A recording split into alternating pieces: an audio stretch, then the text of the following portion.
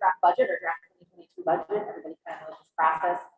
Caroline's going to do a lot of the talking today, but certainly I'm sure we'll interject, allow us to interject with any questions we have. Do you want to kind of give your format so people understand? Yep, I've got that. Okay, she's got that. So we'll get started. And if you can't hear, just let us know and we'll adjust. Thanks.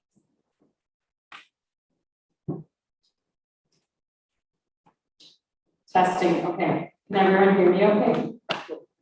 Okay. All right.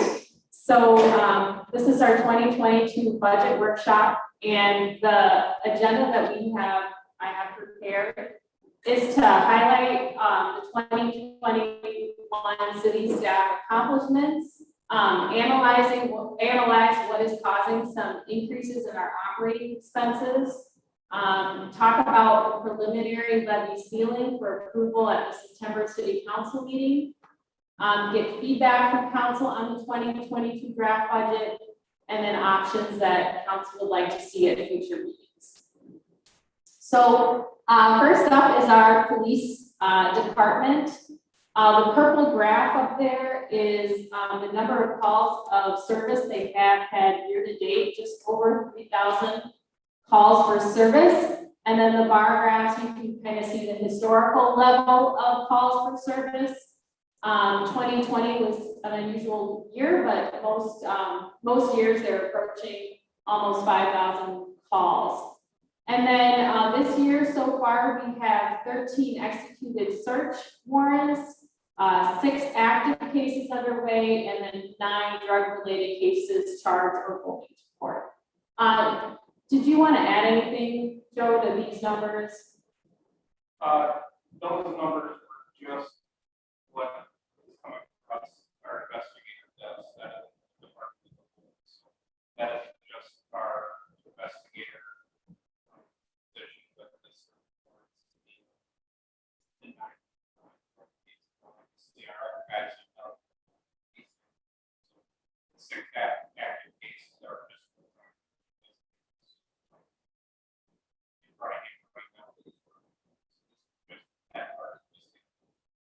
Yes, and if in the future we could try to put more numbers together, this is what we could get together fairly quickly. For fire and emergency management, Darren couldn't make it, but he's available to answer questions. This year so far, they responded to 63 emergency calls, fires, motor vehicle crashes, horse and hiking trail emergencies, and water rescues. Darren got 100% of the training reimbursed by grants that he pursued.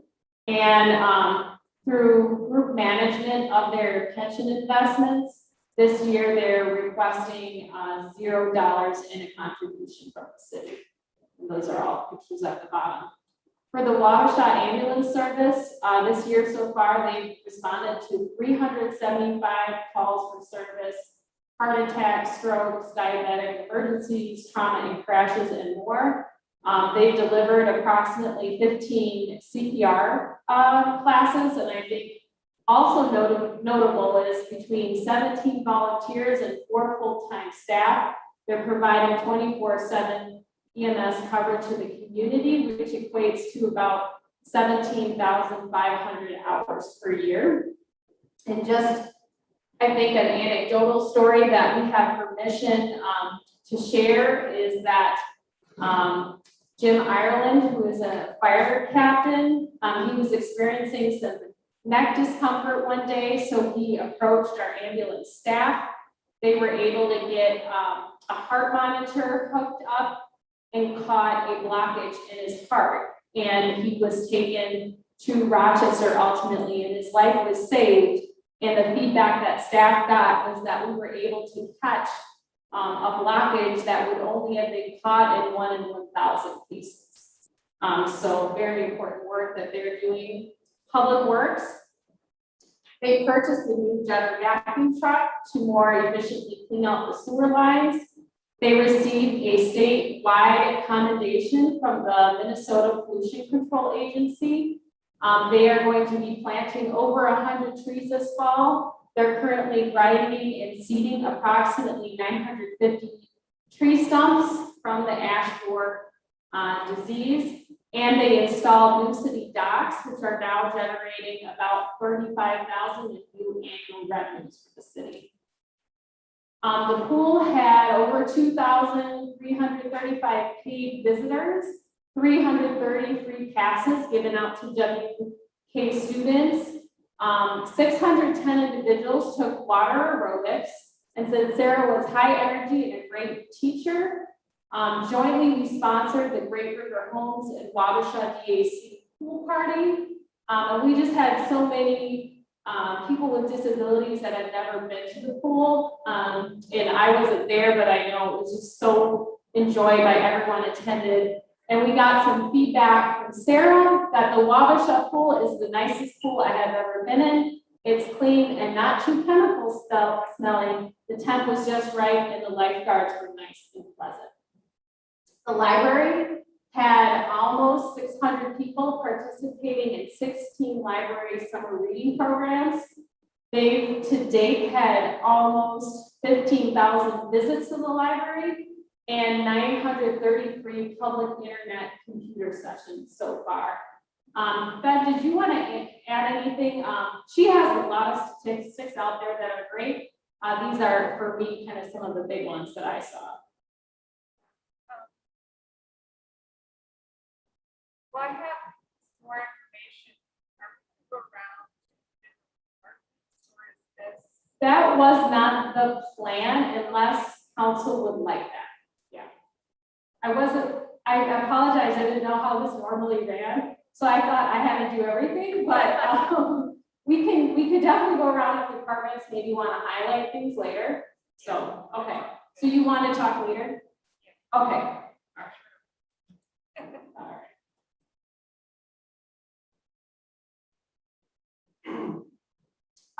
For administration, planning, and engineering, largely to the work of Bolton and Make, but all staff supported this project, secured $1.2 million in local road improvement. We awarded through the Port Authority $80,000 to small business for COVID-19 relief. We just secured another $170,000 to fund HVAC improvements. We had $3 million in new construction permits since January of 2020. The majority of those are new homes being built in Eagle Basin. We, since January of 2020, so this represents about, almost 2 years of data, $1 million in valuation alteration permits. So maybe new basements and expansion. And then I think we were up to like 70 just flat fee permits would be new furnished re-roof windows. We kept City Hall open for in-person services throughout 2021, and we hired a new city administrator. All right, so does any of the department heads want to add anything I missed from highlights from the year? Okay. So now for the grumpier news. The 2022 budget challenges. So up there, you can see a chart of the orange line. I don't know if this has a. This orange line is how our expenses are trending.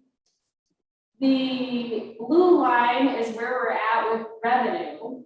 Okay, non-property general tax fund levy, and the gray line is the general fund levy, and then these points are kind of what we have in the draft budget here. So over the past 5 years, from 2016 to 2021, not including this year, general fund expenses have increased 27%. While the revenues have only increased 3%. So our expenses are going up, but our other sources of revenue, which are fees and contributions from the state of Minnesota, have not budged, are almost flat. So then we're relying on the property tax to make up for the rest of that. So this was pretty hard to calculate. So I just pulled random addresses. And so to try to figure out, so how much have property taxes increased? And I looked at 2017. And so from what I could pull from my 7 to 8 sample addresses is that homes that didn't have much of a property assessment increase since 2017 saw an 11 to 13% increase in what their city property tax number was. So I didn't look at what county your school district was. I just looked at the line that said city property taxes. These were my 5 addresses that I pulled. They're down here. And this is what I came up with that they had seen in a tax increase. Where property taxes values did increase, they saw about a 27% property tax increase. The one that I could sample had recently sold, that's this one in the middle. And so it looked like the old homeowner sold it and then the taxes got increased when the new owner bought it. And so I think that's pretty common with the assessment department that they might reassess it after they can see that actual sale. So over the past 5 years, I think there's definitely been several decisions, mainly hiring new staff, that have created these increases that we're seeing. One of the major decisions that was made in 2017, I believe, but didn't fully get implemented to 2019, 2020, was adding a full-time ambulance staff due to the inability to continue as a volunteer-only service. So in 2016 and previously, we kind of broke even or made a little money, and then slowly it's been, our ambulance revenue was flat. That really hasn't changed. What's kind of changing across the country that I've discussed many a times is volunteerism is changing. So we weren't really paying for the 17,000, basically all those hours of free volunteer hours that we got prior to that had actually value, and now we're paying for those costs. We just had another community, Caledonia, Minnesota, in today that we were exchanging ideas from. They're currently volunteer only, and they too are looking to go full-time. So it's not everywhere yet, but it is a change many places are making. So right now, kind of what we anticipate coming in versus expenses, about $170,000 subsidy that we didn't have to pay back in 2016. For the police department, we switched from 3 part-time to 1 full-time. So I think in wages, it's about the same or less. What's changed is those benefits and now paying for insurance. And then this year in 2022, we're currently in negotiations with the union, and this kind of reflects kind of where their current proposal which is, missteps and a market wage study that they've done to say that they're kind of underpaid compared to their peers. And again, revenue pretty flat. The other changes that were made is that we added a 0.9 finance director in 2020. So that kind of accounts for the jump that you're seeing under admin. And then just overall, we've added approximately 5 full-time positions since 2017. But in 2019 and 2018, we took $100,000 out of our cash reserves.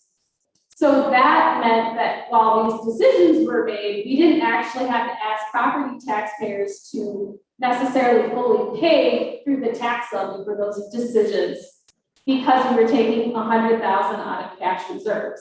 In 2020 and 2021, we also put $0 towards the capital improvement plan, where historically we had always funded the capital improvement plan. And then last year, in 2021, no step increases were approved for staff. And that was also highly unusual historically not to have step increases for staff.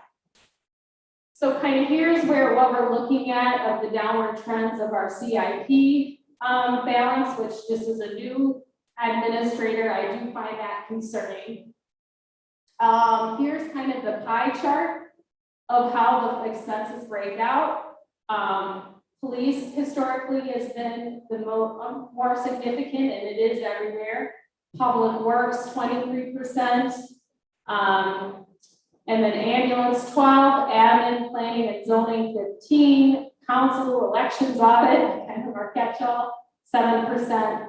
Pools about 3%, and the CIP, which we funded at 150,000 this year, is 5%. So the draft budget assumptions.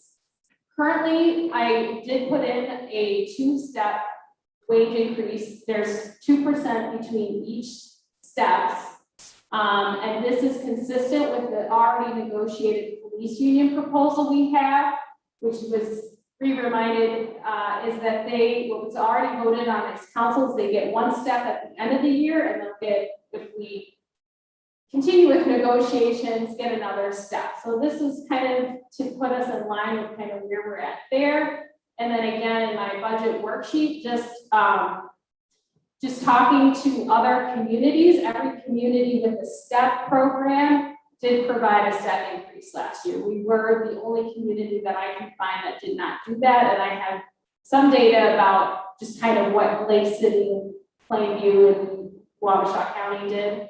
I do have a 3% cost of living adjustment for all staff. There was a survey that went out of all smaller communities that said most communities were going between 2 and 3. I believe in my budget, Wabasha County is at 2.5 and Lake City and Plainview are at 3%.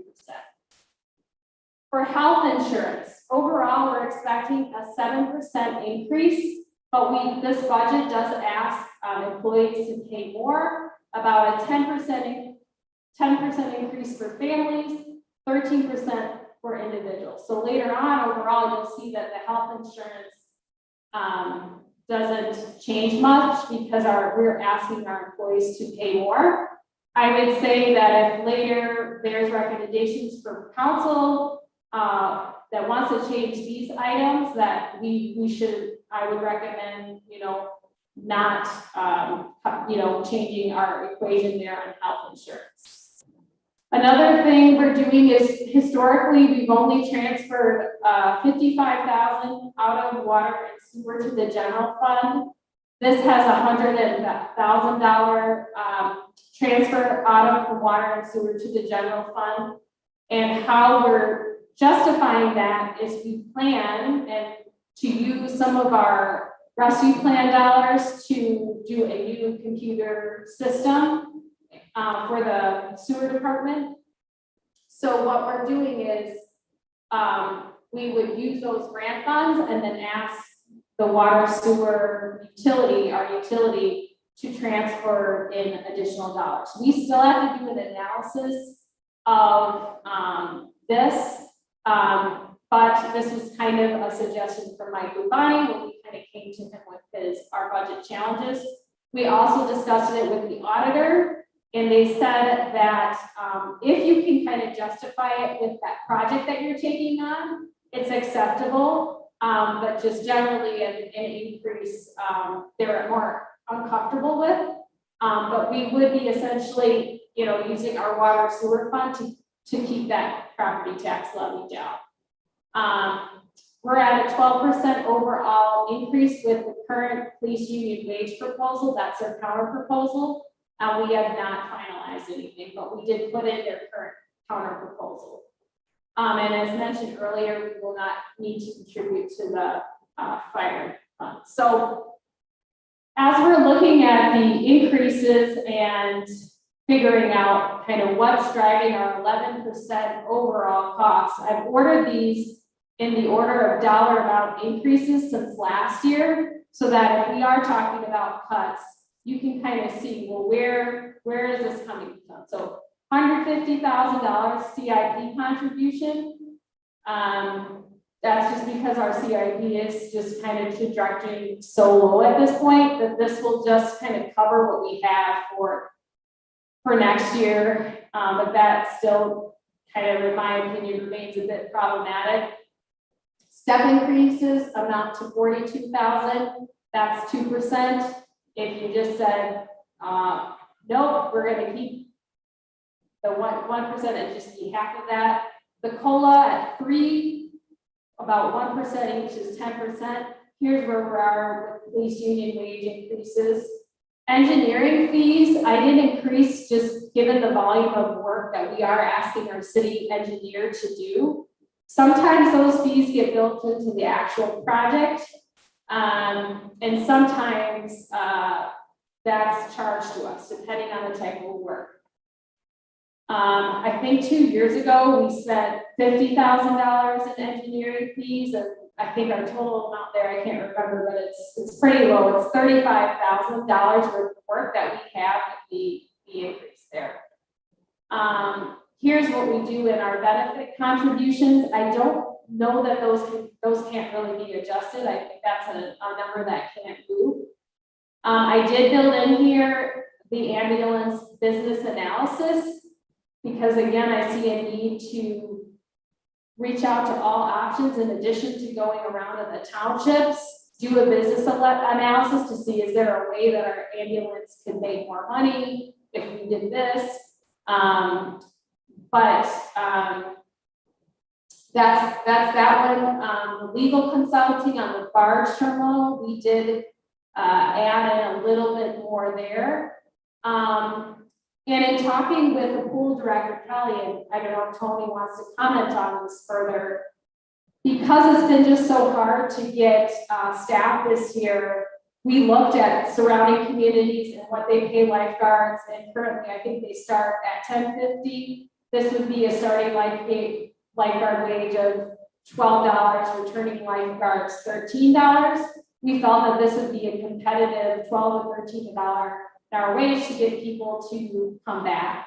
And we had a meeting with Dr. Mann of the Wabasha WK Foundation and asked him, could he raise additional funds to help offset the cost of our lifeguard wage increase? And he didn't tell us no. He thought it was possible because we were able to demonstrate that the 333 passes that we're giving out have a $17,000 value, and we're only receiving about $9,000 in a contribution right now. So he was open to that. So I think part of our proposal is we added in a lifeguard wage, but we also added in additional funds coming in from the foundation. Our workman's comp has increased significantly for police. That's what we're paying right now. And we're running a little bit in the red with where that's coming in from what we had budgeted. And it's an election year next year. So that's kind of a fixed cost. Bolton and May planning contract, we have discussed actually getting a planner back in the office more consistently versus just a kind of question and answer relationship to be able to work on the comprehensive plan and some other larger projects, the park strategic plan. So that's reflective of those increases. And then again, this number would be a lot higher if we weren't doing a 10 and 13% increase on health insurance as the budget. And then this also has a $2,500 increase for our fire chief. Again, just kind of being consistent with continuing to offer a competitive wage even for our volunteer positions. We continue to expect more new lifeguards coming in, so 2,200 there. Small amount for ambulance overtime. This subtracts out the fire pension contribution, and then we had about $12,000 of other costs that we could continue to dig in, but this was kind of representative of what were the major increases since last year. So with where we have, what we have presented today, what does this mean for a property taxpayer? For a home with $150,000 value, it would be $163 annual increase at about $1,363 per month. For a $200,000 value home, it would be about $228 or $19 a month, puts us at an 81% tax rate. So how would that compare to other communities? It's really hard to compare us because everyone's residential and commercial is different, but this is kind of what we used before Mike Rubani's presentation. Lake City makes a lot for Miss Marina, I think everyone knows that, so their CIP is like fully funded through, you know, not property taxes, basically, where we're relying on property taxes for our CIP.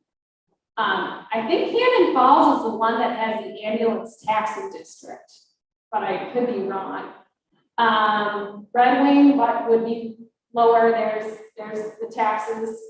And then there was some discussion on, and then with the 81%, who would be higher than us? Pine Island, Plainview, Lewiston, and Fort Kellogg, City of Kellogg. But it's unfair to compare us to City of Kellogg because they don't have businesses, so. But one point that I think Jeff has made in the past and others is, well, we're a poor community too. And so I looked at the median household income and median family income. And it is true that compared to our higher taxing jurisdictions, median household income is higher than ours.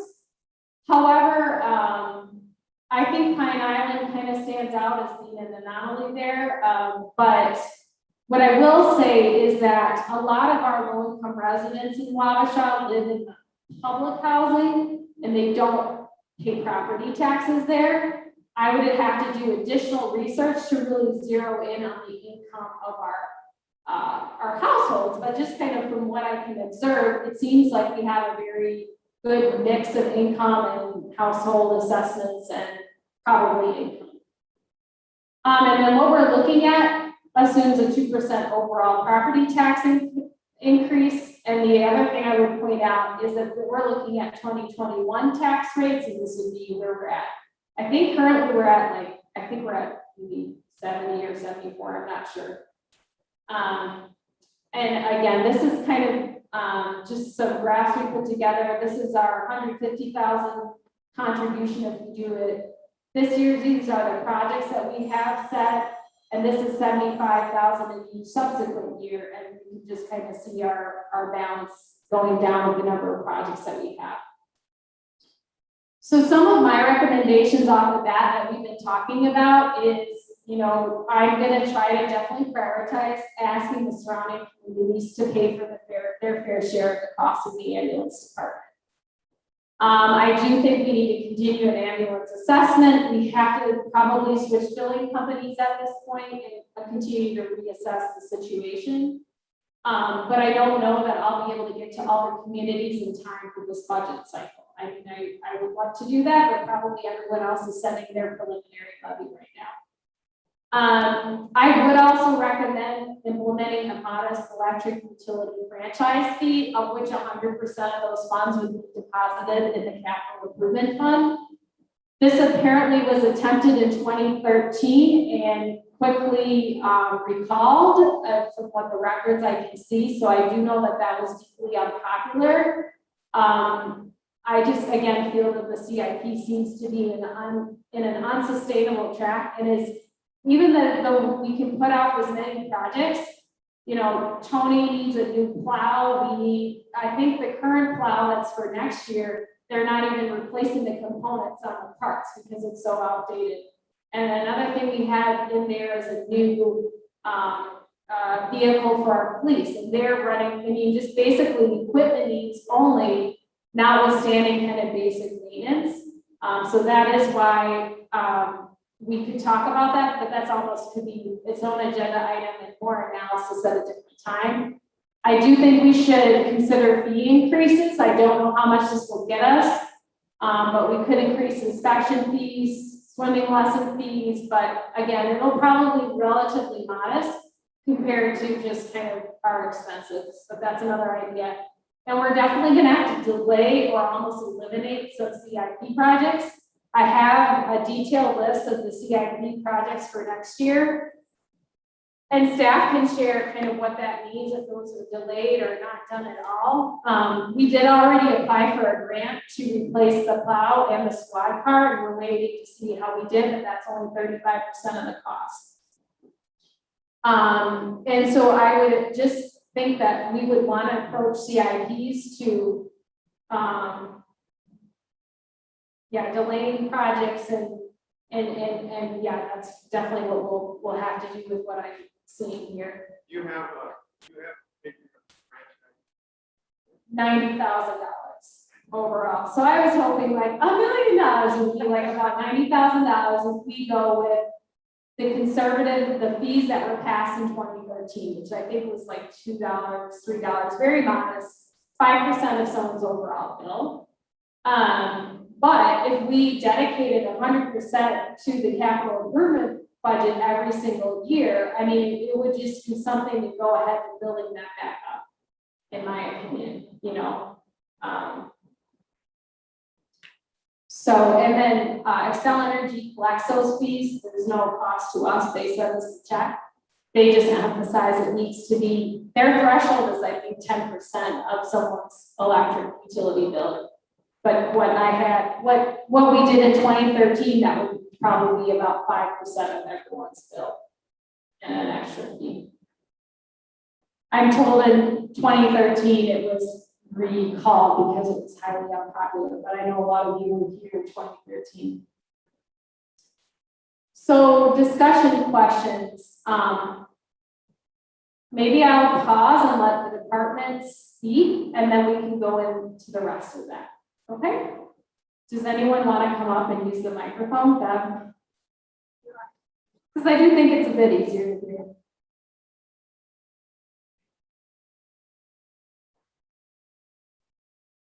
Pass out my.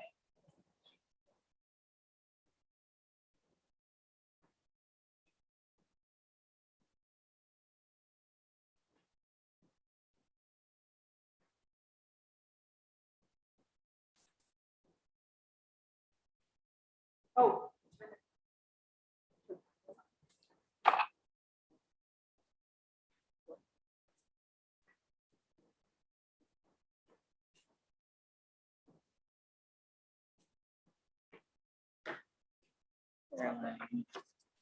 I think I gave that all to you.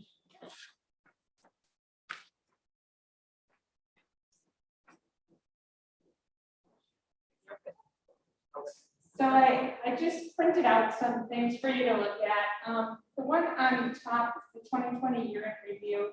We go to the Waukesha County Commissioner meeting once a year. We do a little presentation. And this just compares our library to all the libraries in the county. So you can see how our numbers match. And in 2020, of course, COVID really hit all of us. We were all closed for a month or longer, so that affected all our numbers. So you can just see every year we do this, so see how we're doing to other libraries in the county. And then on the page inside, she had some of these numbers in her PowerPoint. Our visits, our registered users every year, CELCO, which is our regional library system, purges people who have not updated their accounts. So it looks like it's going down, but so far this year we've added 81 new members, card members. Our internet computer sessions, that's when people come into the library and use the public computers we have. And then the wireless session is if they tap into our Wi-Fi. And that they can access outside the building. Our physical media circulation, that could be our books, our DVDs, our audio books. So far this year, we're up to 21,000. And if we stay on track, we'll probably get 40,000 by the end of the year before COVID. I do not have any numbers halfway through for ebooks or e-audiobooks. That is part of the regional library system through CELCO, and their numbers aren't available until the end of the year. Our programs, we started back in-person programming, virtual programming just didn't go over very well. So we were glad to get people back into the library. And pretty much we did everything, especially with summer reading locally. We have so much local talent in Waukesha. And it went very well, especially for summer reading. And our program attendance, this would be from the beginning of the year, we're over 3,000 people coming into the library and participating. And then on our last page, and what I handed out. So I just did some highlights. The library was open for normal business hours beginning all year. We did close it all COVID. And once the mask mandate ended, which the governor ended it, we said goodbye. It was nice to get rid of them. And we have not brought them back. We're just kind of letting it up to individuals to choose whether they wear it or not. The teachers from Head Start and the Hiawatha Valley Ed have been using the library to meet with families because when COVID hit, they could not go into the homes. So they've been meeting with families in the library and they appreciate our space. Access to our toys and books, and they've been very positive and thankful for it. Our summer reading went very well this year.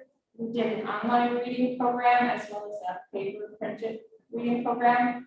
We did take-home craft kits. We did the river book walk. We did art in the park, community story time, and we had Sarah Bolger from the Whitewater State Park. She did some fossil program and a turtle program for us. And then we also had a scavenger hunt in the city parks. We got bowling pins from the bowling alley and we staff painted them and we hit them in a different park each week. We started out with 6, we ended up with 3. I guess people wanted to take used bowling pins home and not bring them back. So that was interesting. In the center, I just did a little circulation graph, and our numbers continue to grow, especially with summer reading. And what's new, we've added memory kits for caregivers who have dementia or elderly family members. We received a SHIP grant, so we were able to come together. We did art in the park during the summer reading program, which was a very popular program. And that was the Artists on Main Street grant. We did take-home craft kits, not only during the summer reading program, but also for holidays throughout the year. We have puzzles you can check out now. And we added an outdoor seating area in Jim Abbott's memory. We received memorial money when Jim passed away, and working with his family, we were able to put 2 picnic tables outside the library. And then we're also able to bring back the public license, so we're able to show movies in the library, and we'll be looking at doing that this fall once the weather turns cold. So a couple of public comments. Ashley Munson, her kids participated in summer reading. They like looking for the bowling pins in the park. She said they had a blast. Eleanor Grovey, she's a Brown in town, and she really liked the river book walk, and she hit me up last December and she goes, "Can you bring it back?" Because we had taken it down. So fortunately in December the ground wasn't frozen yet. We were able to put the stakes back in. So then we did holiday, we did seasonal stories, and we just kept it up all year round. We still haven't taken it down. We have a back to school one up to read right now. Katie Steppenhagen, she really enjoyed the summer reading program. She said they enjoyed all the programs and activities and they look forward to next year. So that was good to hear. So that's all I'm sure. Sure.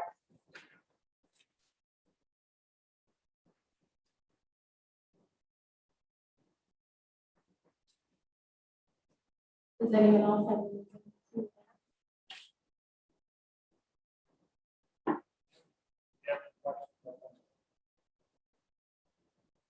So I think, yeah, basically.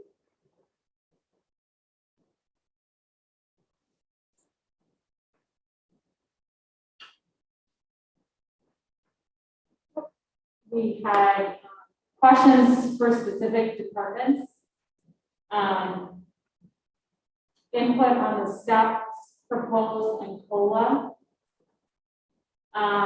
This is what we're looking for, our health insurance increases, 10%, $384 for family, 13%, $120 for single coverage. Honestly, Tyler and I put this together as kind of going through the budget and trying to be reasonable, so we haven't heard back from staff from this, so if any staff want to give feedback on that specifically. The CIP contributions, fees and options, the cuts is kind of what I had thought with feedback, but again, new to the process, so Any Open. thoughts on increasing revenue? so, yeah, like I said, the only thing I can come up with, let's go to the revenue page in the packet. Do you want to pull that up? Or can people just see the revenue page? They're not numbered, but So for the annual, the revenues, what I put in there was a franchise fee. But that really, in my mind, is intended to get our CIP back on a sustainable track. Because again, that's gonna involve an ordinance change, lots of discussion, so I wouldn't want to rely on that next year. But as you can see, Page 7, okay, let's see, so local government aid, 559, that's what's not been increasing very much at all. So that's where every single municipality out there is adding to their tax levy unless they can come up with something else, just because those local government aid is not budging very much. So that's a solid number. And then police state aid, fire state aid, para aid, I think those are just consistent numbers. And then we did add, there is an admin category in the CDBG-CB category. And then we can take about $20,000 in that American Rescue Plan for revenue losses in 2020. So that's been added on there. And then the hidden cost in there is, like I said, that water and sewer transfer that's greatly increased under line under 100,000 water sewer enterprise transfer in. So that's a change that, not to put Brian on the spot, but we'll have to figure out how that's being presented to the utility commission. And then for ambulance services, we're down in revenues due to a billing issue.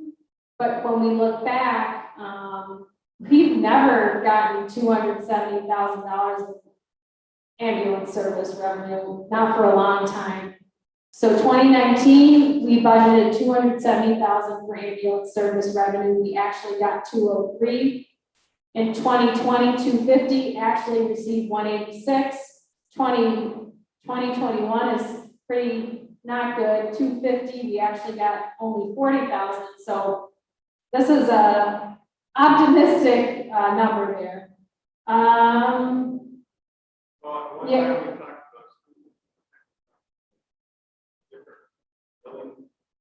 Yeah, we're working on that. Yeah.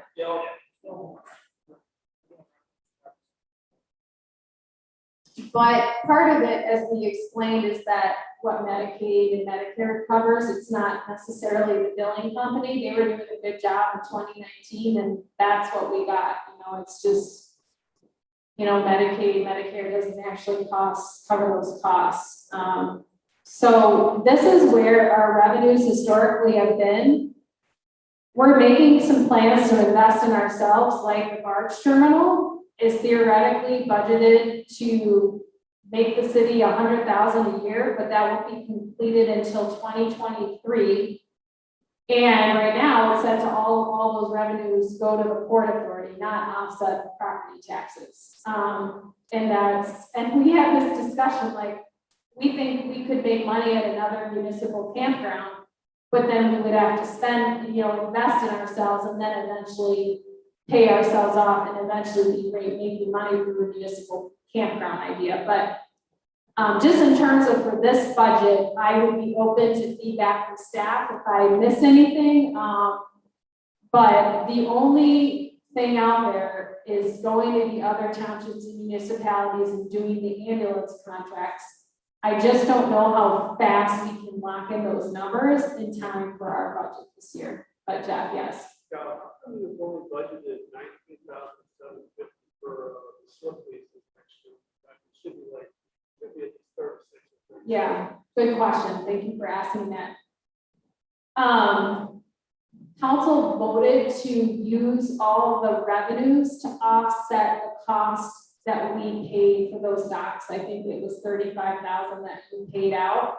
So out of the CIP, so you were instructed or you voted to take future revenues and credit that to the CIP. So that's captured in the CIP numbers you can see.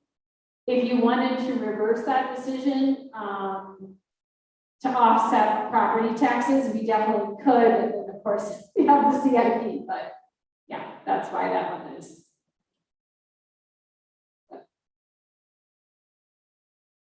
Does anyone? Yeah, Who remembers the discussion about franchise fees? 2013. I admit I was on council. I know there was a great public pushback. yeah. I think it was on the commercial side. Was that pushback?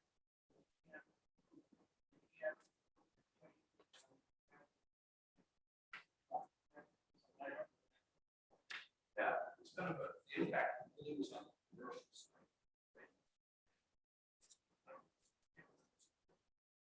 Remember if there was a particular Street light charge. Yeah. So on the back, I have an analysis of the franchise fees of the letter to council. And,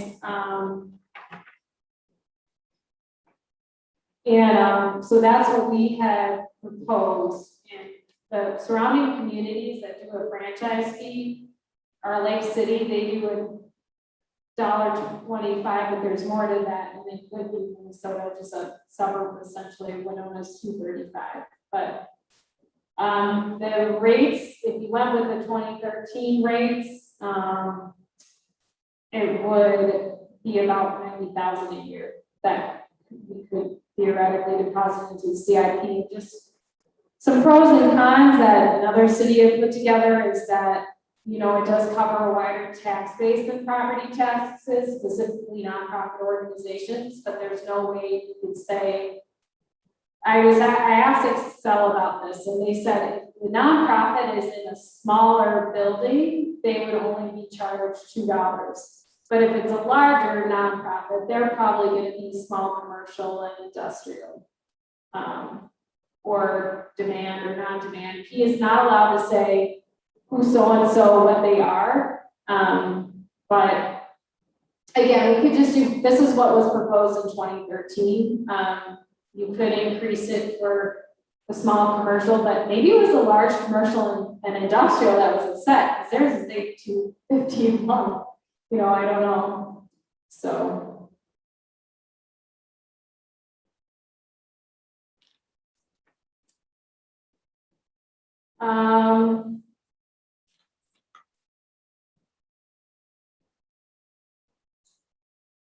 You know, Wendy and I talked about the fact that at one point our inspection fees were too high and people were complaining that no development's happening, the fees are too high, and those were lowered several years back. We could put them back to pre-levels of a few years ago, because one thing that was in there is our inspector fees are increasing, again, just was under budgeted. So as Wendy said, we are not breaking even on our building permits. We're paying to do building permits because the fees that we have are public costs. But as you can see under pool fees, pool miscellaneous revenue, is where we have an optimistic number of hoping additional grant funds would come in to offset those lifeguard wage increases.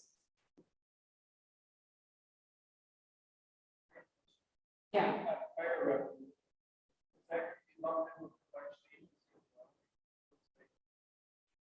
76,000. 35,000.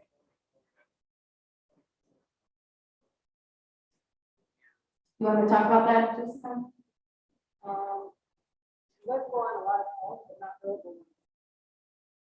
Like not huge house fires, not big traffic crashes. So if you go to a lift test, there's no income coming in. If you go to traffic control, there's no income. Like there just hasn't been a whole lot. I think actually you have to do an ordinance in order to make it so that you can assess them to their property taxes. You have to pass an ordinance.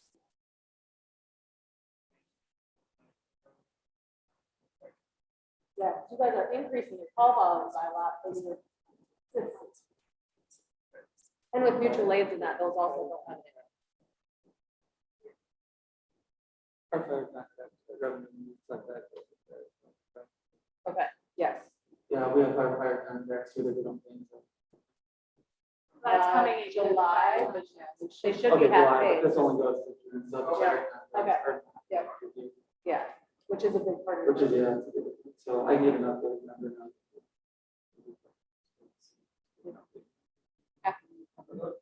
Question, yes, part of this year we're at like bucks and then next year. Extraordinarily extra. We raise that. I believe that one, I believe there was an item that was misquoted there after we researched this, that's why we put it back, and then we ended up having to journal. A lot of that we didn't know because it's different. I didn't know what it was.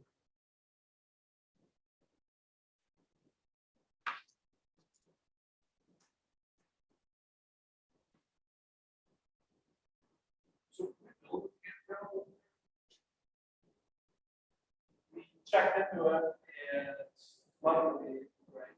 So we have this function. We got actually plans from. Here was that? Bill Rose. Yeah, we had talked about it, we got lots of feedback.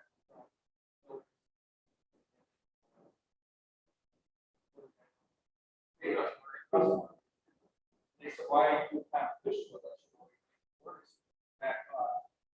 And it takes sample. Yeah. That's why.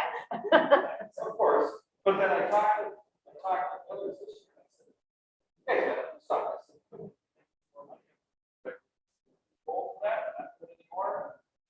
I said, okay, we'll sort of check into it. Like a cost analysis.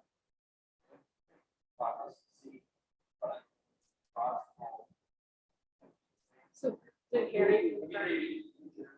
There was another issue too. No, it was the Marco family zoning municipal park. The city laws and transfer that to public park to get the property back.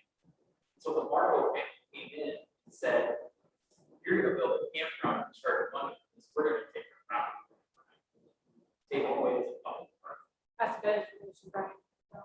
Was that? Good information. to Yeah. have in there. So I mean, I need to run into that same thing again.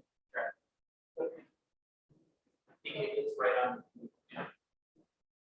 We're having Mike Flaherty looking at a number of deed restrictions for us right now, and I think the statutory limitation on them is 30 years, and at least the one we're looking at is past the statutory limitation on it. So depending on how long, if it was more than 30 years ago, it's something we could still look into. That was kind of what we're discovering on Highway 60 project is that one's also deed restricted, but Mike says it's been the statutory limitation, but I think the family can still protest, so that's interesting that they're actually still around. Fair, yeah. Probably one of those 100 parks. Maybe we could have a sit down meeting and just say, this is the enhanced enjoyment of the park and give it being utilized, you know. Maybe like a component of still remain public. Name them, name it after the family or something. No.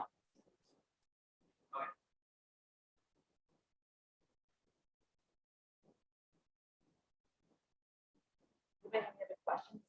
Caroline, thank you with all of staff support. This is excellent. It's a fantastic overview of your role. Your options presented are important, legitimate ones for us to consider. You know, I'm struck, and I'm sure everybody else is too, that we've done these kind of little workarounds, and every single year we sort of get lucky, and there's some little weird thing we can do, but it doesn't, it concerns me from a long-term standpoint that we don't really, we can't, for instance, expect a COVID money next year. So yeah, it makes me want to pay very close attention to that CIP, but I also, you know, what our businesses are facing is no different from what we face as a city. We have to have a good workforce in place, and we have to. So I think, you know, balancing out that last step is an important consideration for us to make this year. Are there any comments or questions that you want staff to dig into a little bit more that maybe they can't address on the spot, but that we might? I guess I'm thinking, you know, if we lose money, so, Seems like a no-brainer. yeah, that's good. You know, maybe in the other phase, they probably need to step up too, because they're gonna probably next year, you know, with some type of increase in speed. Revenue. I don't know if Tim wants to speak about that. How optimistic are you to change that number with contributions from the other townships and municipalities for the ambulance?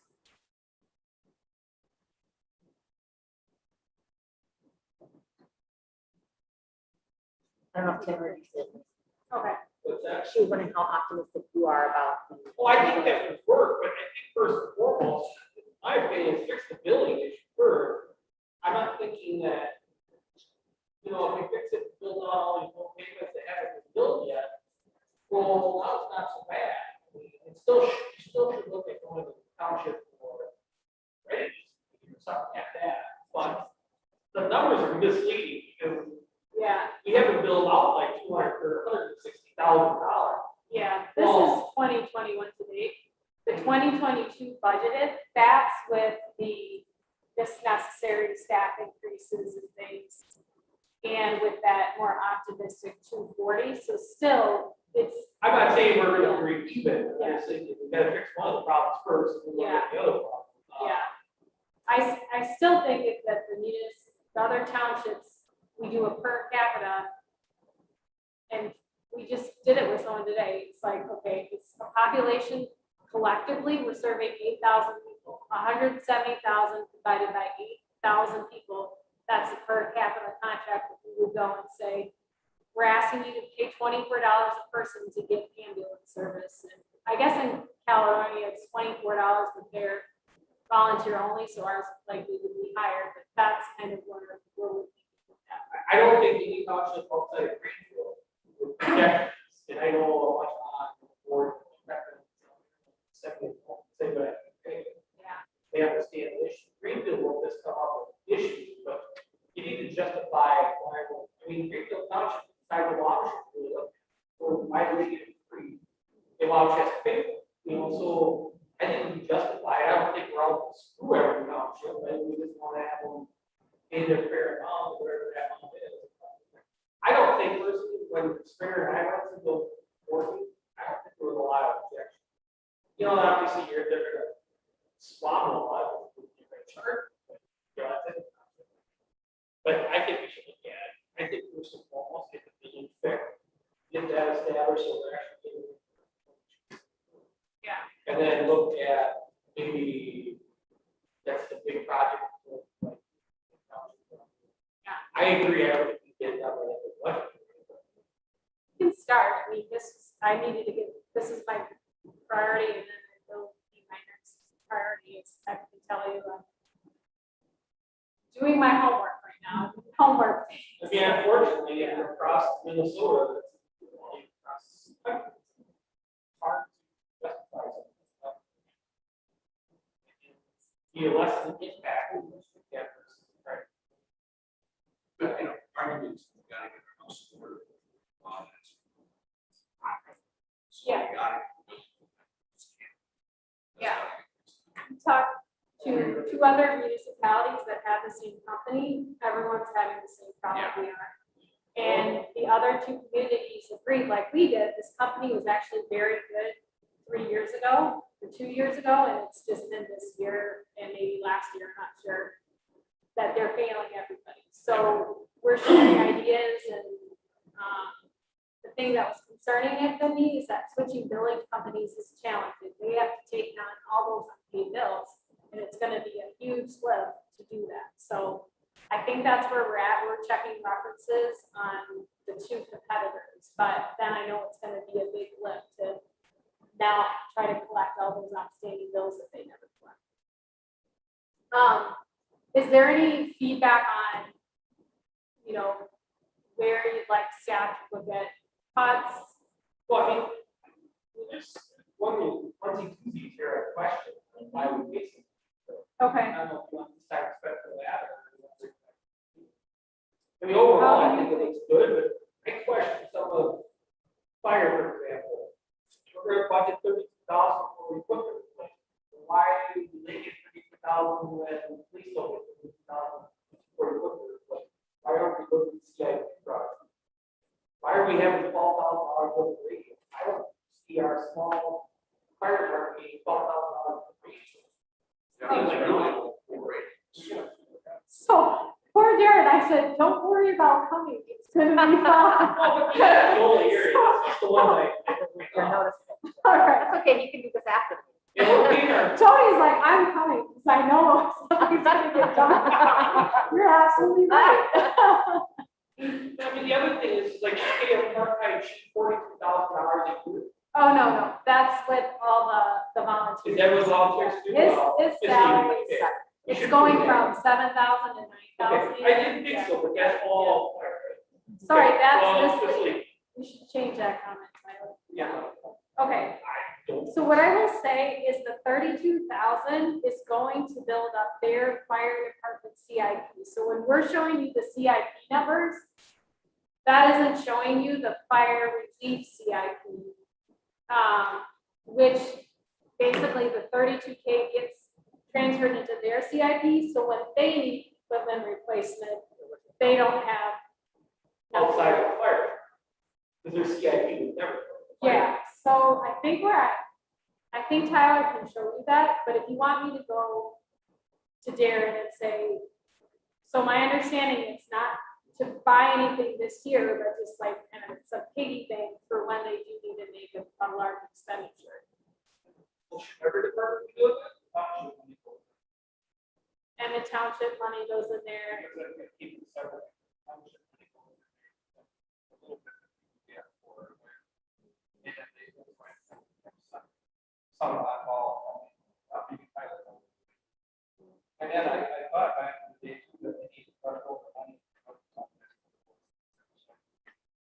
Well, that was my other question. Tyler, you answered that. So why did they go? Of their CIP. Well, in 2019, 2020, it's like 18 and 11,000 all instead of 2022. We do it in other places. Stuff like that.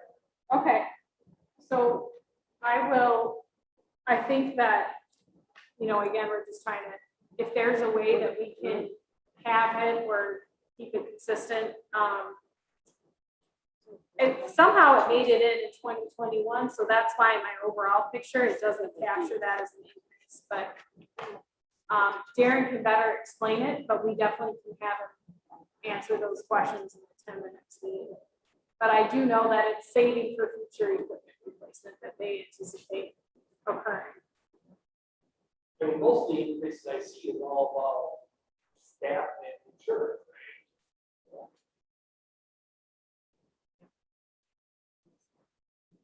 And I agree that we need to bring CIP more than we have. We can't say, not true. Although I would like to use CIP fire. Yep.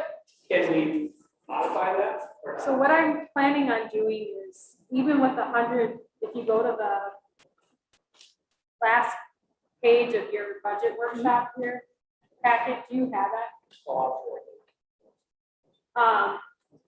Right now, even with the $150,000 contribution, if you take out the fire, which again, I'm sorry, is not captured there, we only would end up with $5,500 balance. So just kind of going through this, we can dig into these numbers, like the Sterling plow truck and the squad car. Both are coming in higher, but we're hoping to get a 35% grant on those, so I can get some more exact numbers on that. The police software upgrades is fairly small. The Malone Park and Ice Park 88 compliance was something recommended by insurance, right, Tony? But could that get kicked out again? It's been kicked out for 3 years. Could that? What needs to be done? Majority of the clients, so that's why we did, that's all one issue. Of course, that's all about. Get rid of PRAM. And then there's stanchions with the stalls. I gotta remove one stall, make them available. And then we gotta get sidewalk to and modify it about, and it's, a lot of small stuff like that.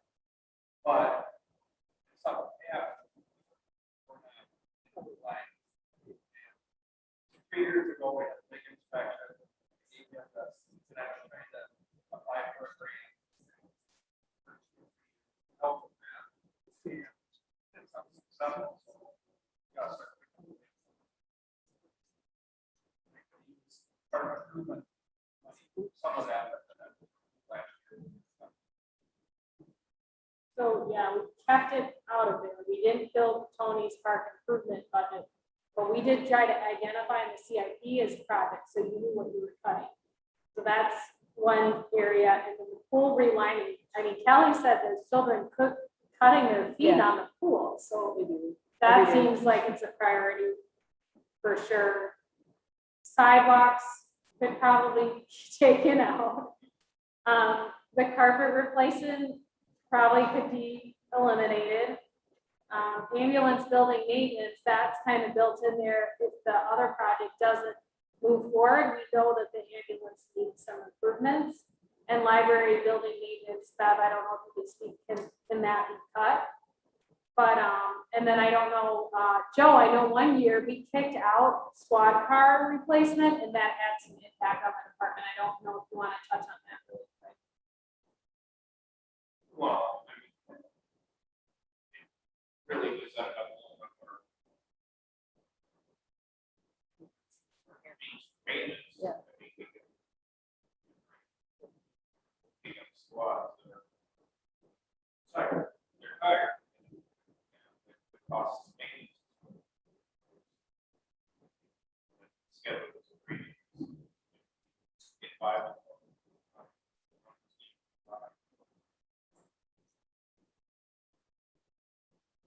Jess can run over the So fire in budget. regards to this fire, the 2021 actual what is budgeted here. So when we set the contracts, we actually reviewed about the county. Estimated market value for the Watch Fire District, and then that is all divided up by percentage of the what. So of this 184,959 budget, the city's portion of that came to 76,000. The rest would be our budget.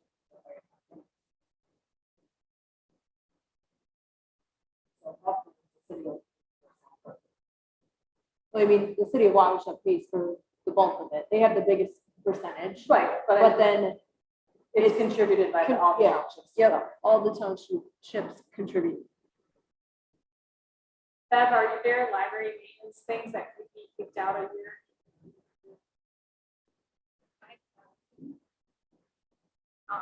We don't use it every year, just like, like carpet, one year, but if we pay for the lighting, we didn't use the full $5,000. And then we are hoping to do a financial software upgrade soon that would allow us to do online bill paid, and that would be grant funded, so that's not included there.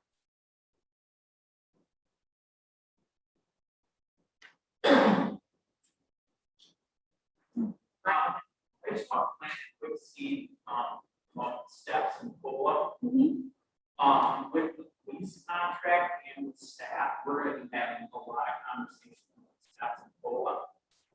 And I was thinking about it a lot.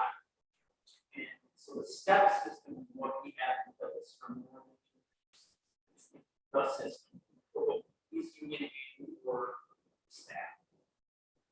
And throughout the years, staff can point out specific examples of this. With both the police units, kind of bastardized the step system. And we ask them to shift the steps, ask them to skip the steps. And, you know, those are a yearly fix, but they're never forgotten. But the way we screw with the system is not forgotten. And so that's bringing us to the situation we're in right now, where we're being proposed belt steps. And so our increase for this year is a significant percentage more because we have to make these tax steps to catch up. So just when we're talking about this, I think we need to quit messing with the step system or just trash it all together and find something else to do. Because if we keep trying to negotiate steps backwards or eliminate steps, we're gonna keep finding ourselves here with people always thinking I'm still behind because in 2020, whatever, I missed the step. It's never forgotten that the normal system is the way. So. I agree, I think that's. First, it's hiring, that's the steps. That's.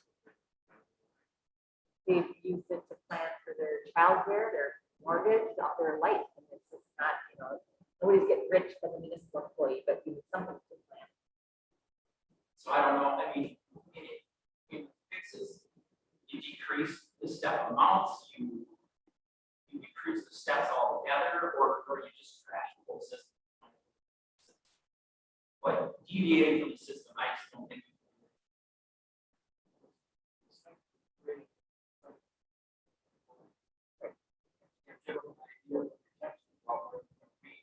Yeah, you're 10 years ago. Yeah, or, you know, but if you screw up on that year, or you get in trouble, you don't, until you can practice. Something. It actually works, otherwise. Yeah, you don't know, Stick. really.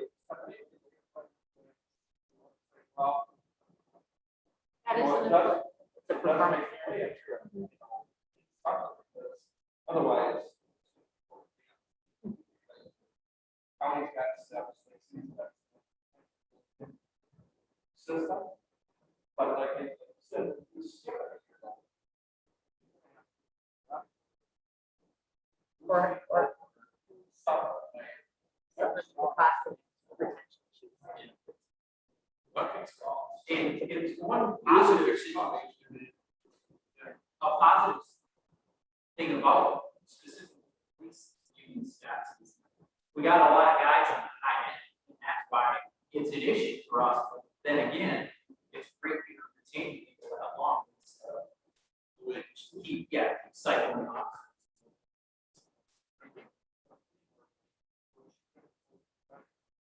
Yeah, I totally.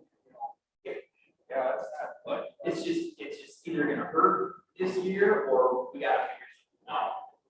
I don't think there's,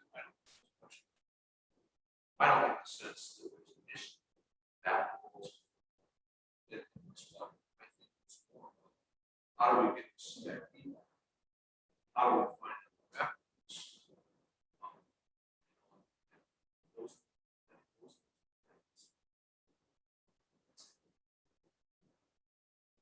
The wages are going to be an issue. 7% increases, 13% increases. I don't think that's going to be a big point at point. Like that. Well, The private industry, they're not. Some of us more than that, way more. Emily, is Scott giving 7%? Absolutely. He's giving some. Because you want to And retain. more, because we can't retain employees if we don't do it. They'll absolutely get a better Well, job. my wife's RN with master's degree, okay. They haven't had a COLA since October of 2019.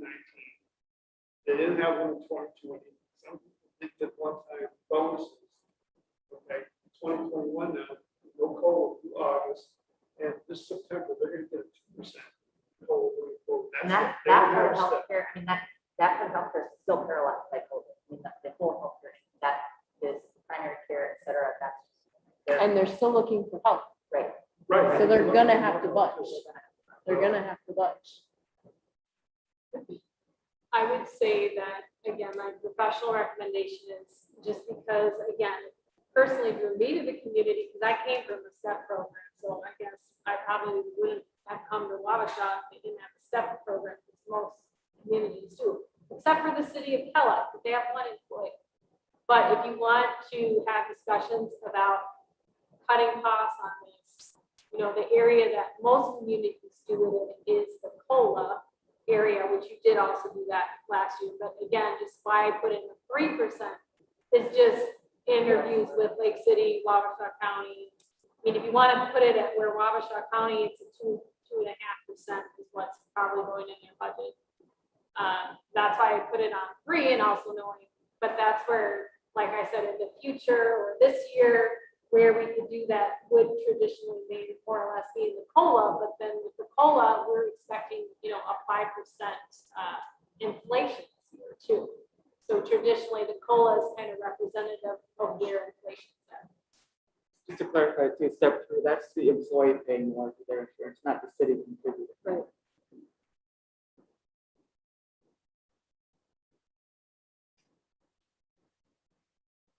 Anything else? Again, I really appreciate this format. Thanks for I'm sure staff will take questions first. So I guess my question is, as we've discussed, in September, we set the ceiling on the levy. We can always go down. So I think what I'm hearing is, in terms of setting a ceiling, this seems to be okay, more discussion could be had. And then from there, further discussions will be ideas on lowering it, and we will investigate, could we lower the fire replacement fund, or at least provide more information. And then, is there any other, if you want to email me cut options, it's probably harder to say or say publicly, but if you want to email me as a council member, I'd like to see a budget with this cut. I can certainly prepare that in advance of September or November. And present that.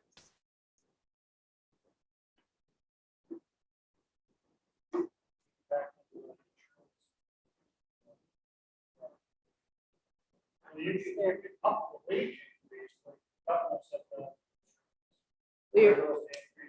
That's what the proposed increases amount up there. Family would be increased to 384 Total total. for the year. No, well, the month. That's a monthly premium, right? No, that's We had for the year. 7 years, they contribute No. 380. That's a good point, Ed. So we That know right that now, what's there is that it would be a total for the year. Families have to pay $384 more and $120 more for single coverage. I think what the step in the COLA is, I hope is exceeding, I Yeah. think everyone's getting more than a $500 raise. So that's certainly a good point. What this did is this drove down that health insurance number here. So the city, even with making everyone pay more, there's still a health insurance increase, which surprised me, but that's how the And- math came out. Those numbers Yeah. are not set yet. They gave us an inkling of what they felt, and that number it's not given to us until sometime, in September. So at this point, it'd be safer to set your prelim higher just to be safe, so we can always come down.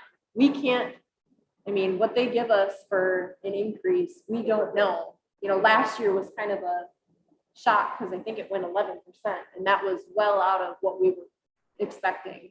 And when I emailed June, July-ish, she's like, well, I can tell you that at this point, it looks like maybe a 7, but they don't have their renewals either. So until we get that information, it's just up in the air. So you kind of project or prepare for the worst and hope for the best. We can always come down. It's I just don't want our insurance, outset. Yep, you are right. staff, because people with $15 an hour. Eight plus a month, Right, we are. exactly. And I can send you a, They're getting something for that $15.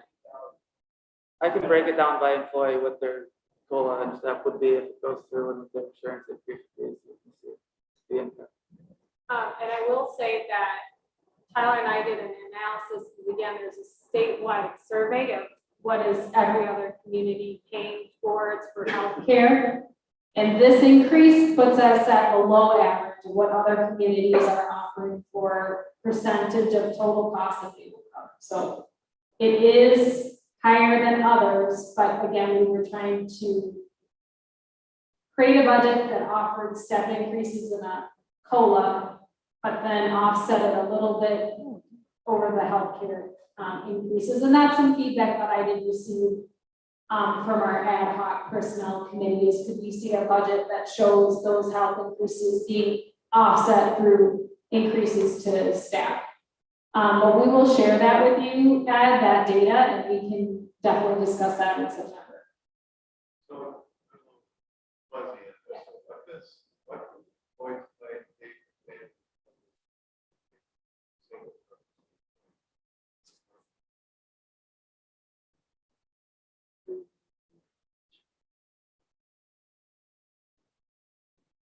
So automatic. I can look at it for you, Yeah. through my VPN, give me a second.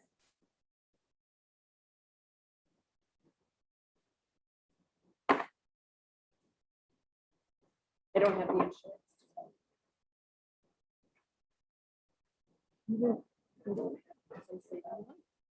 But can you pull it up?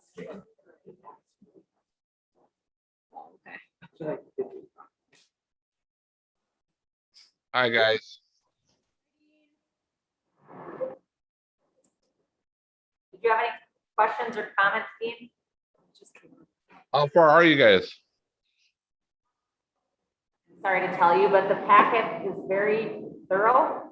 We're just having some questions right now around wage, step, COLA, and cost Healthcare. insurance. Yeah, I have a few things on my list, but I'm probably too late for all that. You're not. You're not. Well, let me get my list out there. So,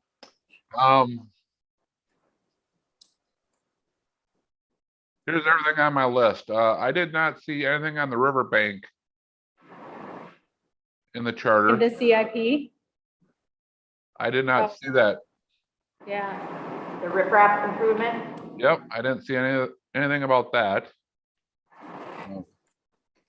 Tony, was that a miss or what are we? What was that? Yeah. Okay, Did I miss that or was that in there? I think it got missed, so, I would like to see a number for that. Another thing, city charter. I didn't see any numbers in there for that.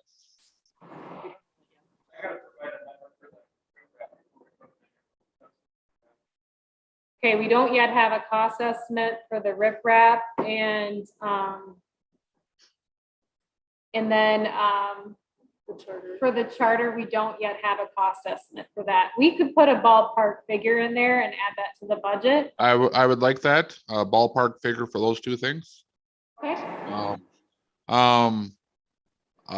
I did not on the city carpet renewal, putting city carpet in the city hall. I would like to, I don't know if you guys did or not, but I would like to see the chamber carpeted too. That will keep the noise levels down.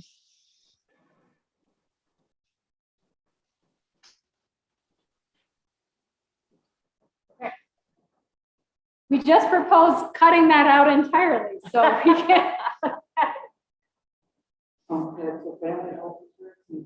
Well, and that's fine. I mean, I'm just going over what I have here. And then I have the chamber, the line item for the chamber for city publications. Yep. I would like to see that change to chamber publications, so the public knows that's for the chamber, not Not the for us. city. So you just want the name of the line item changed? Yes, Okay. I'm always in favor of that 15,000, but I don't like how it's worded as city publications.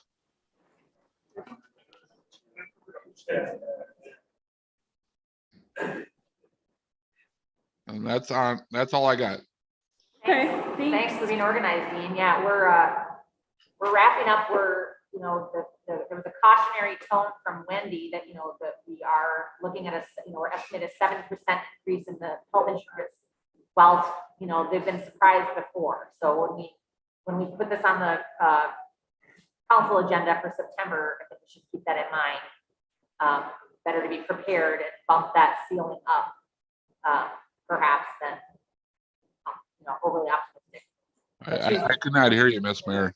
Can you repeat that? With the agencies to get a best estimate at this time.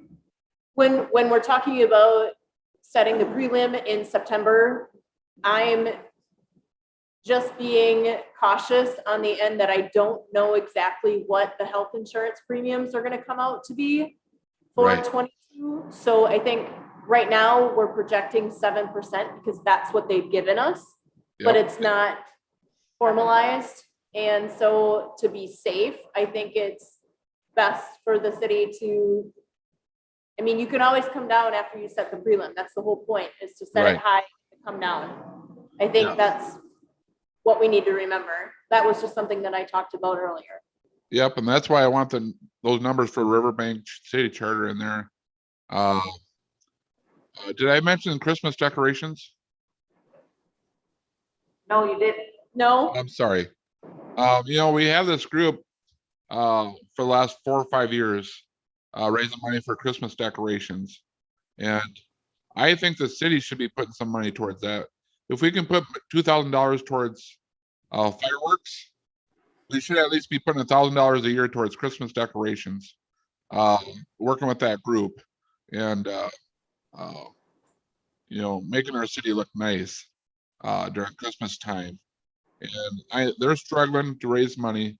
I think the city should step up and at least put $1,000 a year in there for the next 2 or 3 years to help them out. Tony's indicating there is currently money in the account. Is that from the fundraising? Currently about 3,000 in that account. Yeah, 3,000 In his donation. Yeah. I just think if we can help, if we can do Main Street for 6,000, we can do the chamber for 15,000, and we can do fireworks for 2,000. We can certainly do the downtown Christmas decorations for $1,000. I don't think that's asking too much.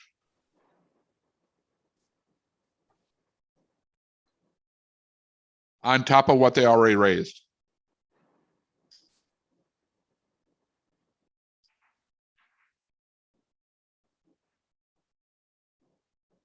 So I would just like to see it in there, and then Go ahead, it Dean. can always be dropped out. We can always bring it down at the city council meeting. Got it noted. I think everybody else has had their comments heard. And Caroline welcomes any additional conversations, especially related to cuts, where it might be a little more, something you want to discuss further with her. She can hear that through email. Very good. All right, otherwise we'll adjourn. Thank you, everybody. Tony, thanks for the reminder.